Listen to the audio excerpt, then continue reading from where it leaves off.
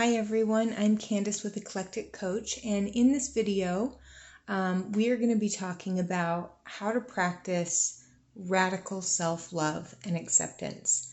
I feel really called to do this video and I'm excited to jump into it. Be sure to like, share, and subscribe and hit the notification bell if you want to be notified as I make more content. So we can only keep what we're willing to give away, right? And so this is something that I'm reminding myself as I'm going through yet another period of a lot of transition in my life and a lot of change. And things and circumstances are not what I want them to be. I think it's so important to, as it says, know thyself, right? But what does that really mean? A lot of times we think, reflect on yourself, reflect on what you want, reflect on what you need, reflect on your behavior, your patterns, your thoughts, all that stuff. And yes, that is helpful, and that's part of why I do personality coaching based on the MBTI 16 personality archetype system, is that there's a certain way that your brain processes information, and life is easier when you build it in such a way that it's compatible with the natural way that you move through the world, rather than trying to completely rewire your entire brain. I think that there's just an ease and a flow. But ultimately, it's so important that we remember who and what we really are. And I've been studying a spiritual book. Let's see, right. A Course in Miracles. And it says, I love this book. It says, you are a loving thought in the mind of God. We look around at ourselves. We look at our bodies. We look at the state of events in our lives. We look at the fact that we're getting older. We look at our bank account. We look at what other people think of us to determine what we're going to think of ourselves. There's so much conditioning about who and what we are. But what if I told you you're not your age, you're not your name, you're not your body, you're not your social status, you're not what's in your bank account, you're not what you drive, you're not where you live, you're not even the race or ethnicity that you think that you are. That's a set of clothes that you're wearing. That's the avatar that you are here being. Shakespeare said that all the world is a stage and we're merely players. What does that mean? It means that a lot of the things that we go through, a lot of the struggles, the ups and downs, the really painful things that we experience with, divorce, addictions, control issues, weaknesses of our character, the mistakes that we make, are all part of a grand design. They're all part of our soul story. And we have many, many, many chapters in our soul story. And so it's important to reflect on the fact that, yes, to the degree that we can, let's make our lives beautiful and fun, and let's make this a beautiful chapter in our soul story.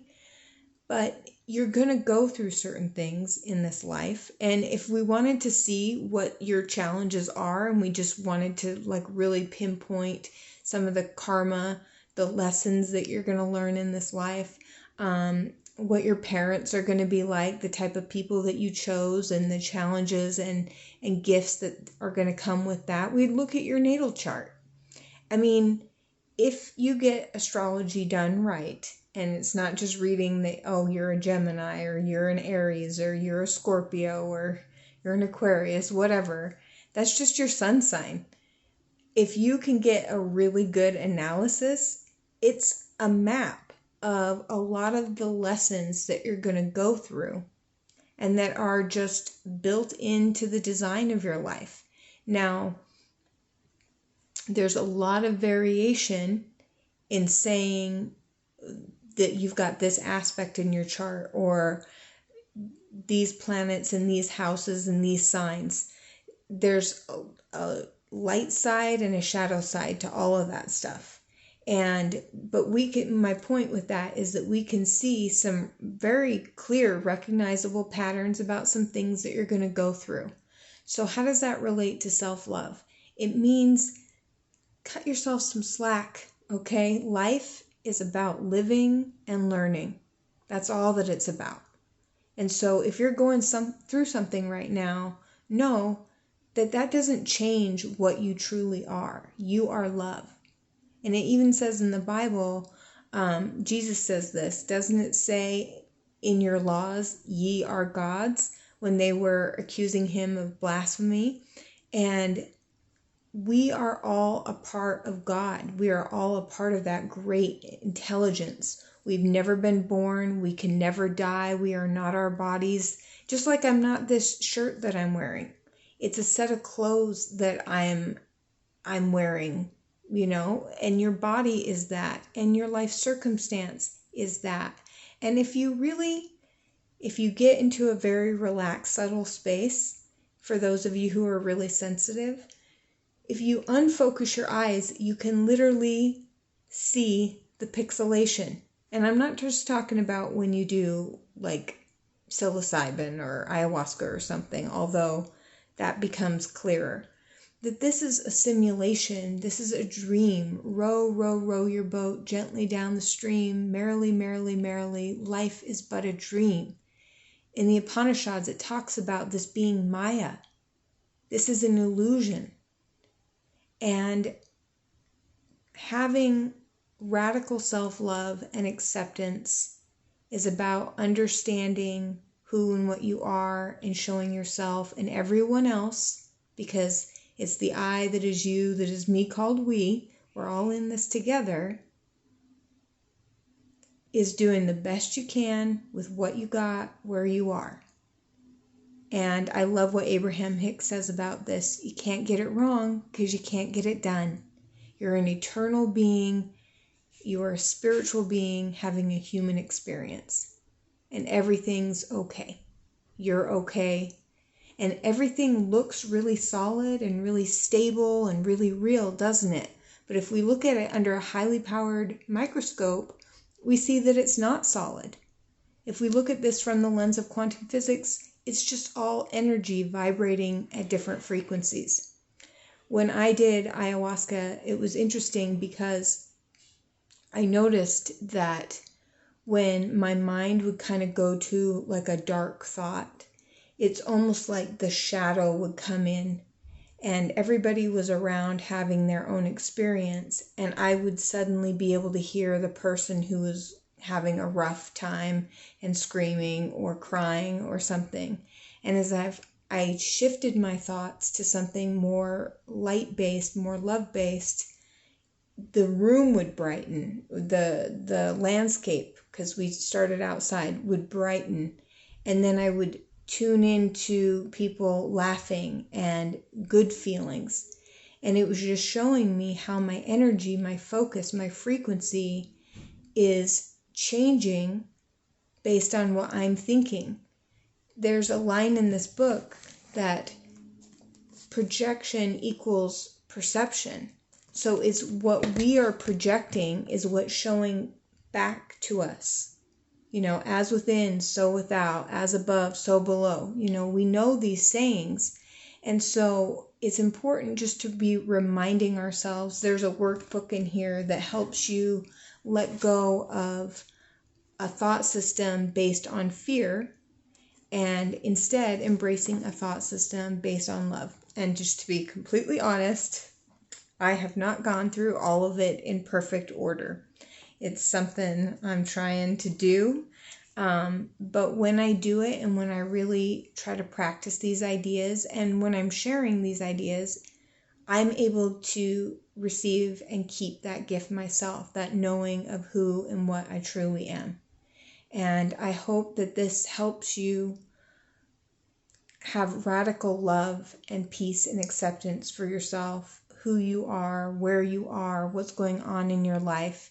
And I love what Alan Cohen, a great teacher of the Course in Miracles, says, that No matter what you've done or you haven't done, there's always a loving answer. There's always a loving solution. God's not like this angry, mean being.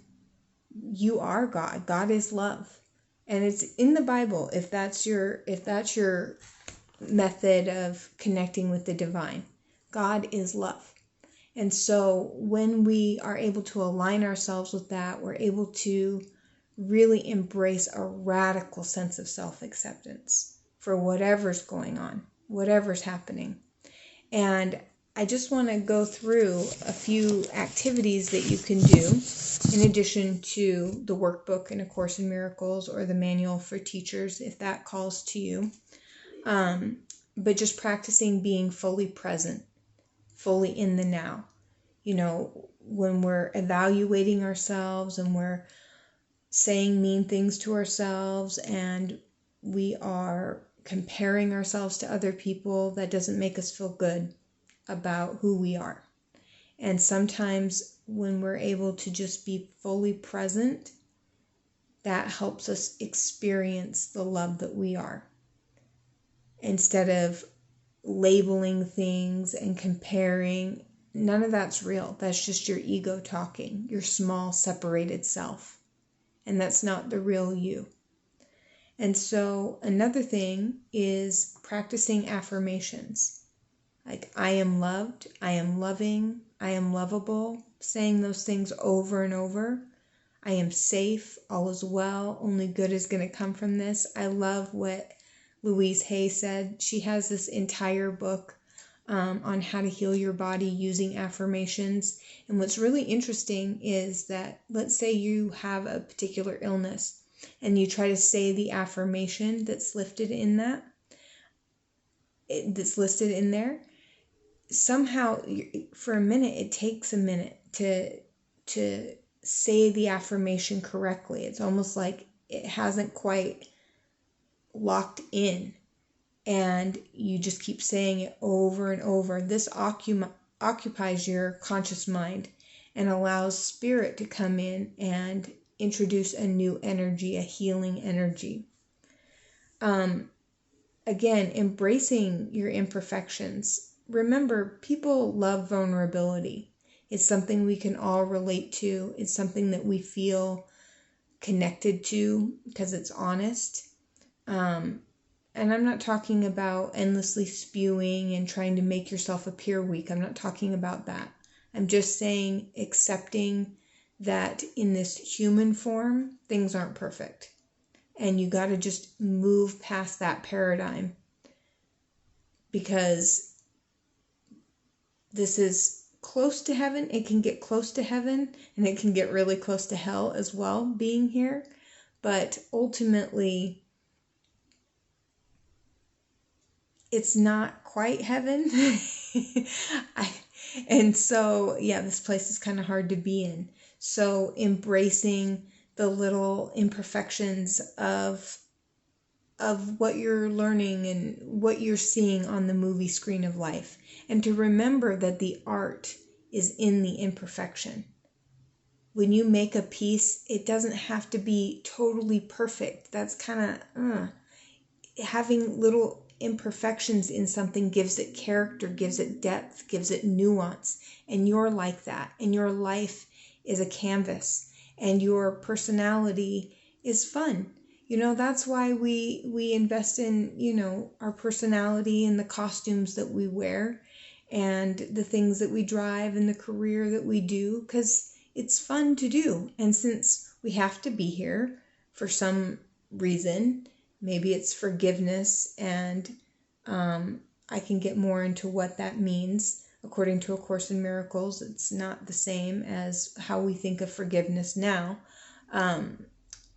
But since we got to be here on the planet and we've got to do this, which I frequently am telling God that I don't like it here and that I want to go home, but apparently I have to be here. So might as well make it fun, because, you know, we got to be here. We're here. We chose to come here. And another way to practice this and to bring it from the abstract into the practical, be kind to yourself, invest in yourself, do nice things for yourself, speak kindly to yourself, keep a why I'm awesome journal, to remind yourself of the good things that you do. Because sometimes we're just geared to focus on what we're not doing right, what isn't perfect. It just becomes a mental habit pattern. And if you write down 5 great things that you did every day, it's a way of giving yourself credit for honoring this incarnation of you, honoring your avatar, showing respect for yourself. And it just makes it more fun, and it makes you funner to be around because you're nice and you're having a good time. And when you're hating yourself and you're hating being on earth, you're less fun. And I know from experience, it's okay to say no too. Remembering about, I think I did another video about boundaries last time, learning to say no to people, situations, places, circumstances that aren't contributing to your growth and living the best life that you and this avatar can possibly live. And sometimes no is the loving response. I love what Marianne Williamson talks about when she says that. Sometimes the answer is no, and that's the most loving thing. Just like you wouldn't let a baby play with a butcher knife because that's not good for them. Sometimes saying no to a dynamic or a place or a situation or a circumstance is the loving thing to do. And sometimes this is just coming to mind because I know some people, and I've done this, when we're around somebody who's engaging in self-destructive behavior, we think that making excuses for them and sticking around and not leaving the situation helps them, when in the long run it really doesn't, because you're not giving somebody the dignity of facing the consequences of their behavior and what they're doing. And ultimately then they think that that's okay, and they're going to continue with you or continue with somebody else if you don't display that there is actual consequences, to what they do. I don't know why that's coming through, but and that also came through when I did ayahuasca, is it's okay to have boundaries, and it's okay for other people not to like those boundaries. Just because somebody displays some sort of negative response or reaction to you saying no, doesn't mean that you then have to be like, oh, I'm wrong, I'm going to go and try to do what they want. That's not healthy for anybody.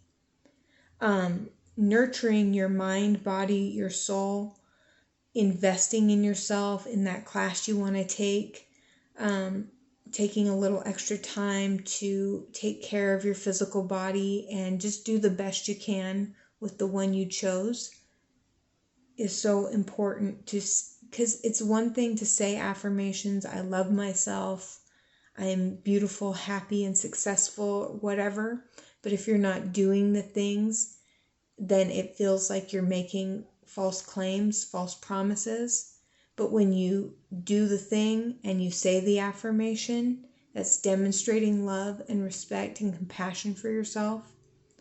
And you might have an idea of what that looks like in your mind, and then when you go to do it, you might fall back into old patterns. That's a part of it too. Relapsing is a part of recovery.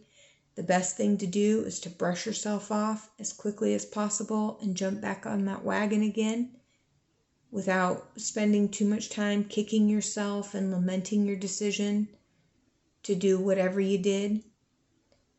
And to remember that life is kind of like a spiral. We heal in a spiral. So we think that we have learned this lesson, and why am I going through this again? I thought I was done with that. And life is a spiral, and we move up the spiral, and we hopefully take other people up with us as we grow. We inspire people. But I truly believe that there's certain issues that we come into this life to kind of work with and to kind of chew on and wrestle with. And each time that we revisit the lesson, it becomes easier. We get more from the experience. We're able to help more people with it. But if you are dealing with something that you thought that you already dealt with, exercise compassion for yourself. That's a part of this human game, the human journey, is the spiral of life, you know. And you even think about the structure of DNA. Sometimes we spiral through stuff that our ancestors gave us. I didn't believe in any of that stuff. I just thought, these are some people that brought me into the world. I don't know, this genetic thing, epigenetics, I choose my reality. And yes, that's true, but we also share some lessons, and we do healing work when we do plant medicine, for example, for our generations. And they say that you heal 7 generations backwards and have 7 generations forward when you do medicine. And so just remembering that if you are in a cycle, that's okay. Don't try to deal with it alone, I'm hearing to tell you. Call in divine support. Just like this world is full of people, the spirit world is also full of spirits that want to help you. There's also some nefarious ones, so be aware of that. But you can receive divine guidance. You can receive support from, yes, power animals, that's a real thing, from plant spirits, from nature itself, from specific guides that help you with different things. I love Sonia Choquette. Sonia Choquette. Her book on connecting with your spirit guides. That's amazing. And I love the empowering view that she has of it. And it's that you are not obligated to listen to any of the guidance that you receive from the spirit guides. You are a sovereign being, and that's what free will is. And so if there's any beings, including plant spirits, that say you're going to marry this person, you're going to do this, no. You're not obligated. You got to take back your power and your thought, because that is your power. That is your energy. Where the focus goes, the energy flows, you know, like the saying says. And so I also just want to leave you with one final thought. Don't be led around by guilt or obligation. Because sometimes, you know, people help us or circumstances come into our life and we feel like, oh, you know, like I owe them, I have to do this for them. No, we don't make choices from a place of guilt or obligation. We choose from a place of sovereignty and personal power. And we don't just give away our power to external forces and beings, because I believe that that's a violation of our free will, and you're going to want to check that. And we lose a lot of energy when we do that, and that's not honoring our true self. That's not showing radical self-love and self-acceptance when we're not making decisions from a place of truth, empowerment, and authenticity.